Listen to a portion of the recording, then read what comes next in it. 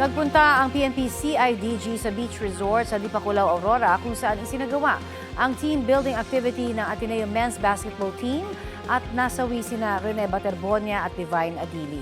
May ulat on the spot si Mariz Umali. Mariz?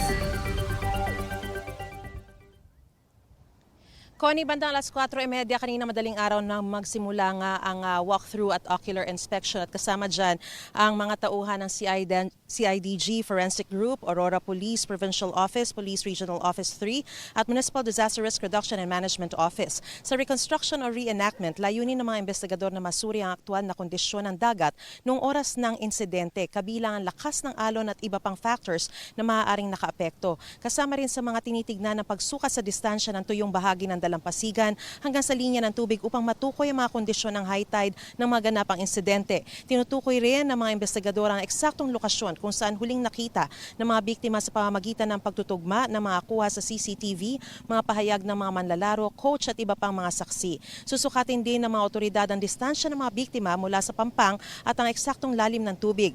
Gumamit ang mga investigador ng sonar o sound navigation and ranging upang ma-map out ang topografiya sa ilalim ng dagat at matukoy ang mga sukat ng lalim sa lugar. Ginamit din ang 3D scanner upang makakuha ng mas tamang spatial data ng dalampasigan at ng pinangyarihan ng insidente. Nagsasagawa rin ang mga investigador ng masusing safety audit upang i-verify kung may sapat na mga babalang karatula, mga panuntunan sa kaligtasan at mga kinakailangang emergency safety measures sa tabing dagat. Mahigpit ang paglalabas ng impormasyon at naglabas ng gag order ang CIDG sa MDRRMO pati sa resort owner para raw hindi ma-preempt ang investigasyon. Kung inaasahan matatapos ang investigasyon ng CIDG ngayong linggo at nakatakda na mga isumite ang kanilang rekomendasyon sa Department of Justice hanggang sa susunod na linggo sa Lunes eksakto. Connie? Maraming salamat, Mariz Umali.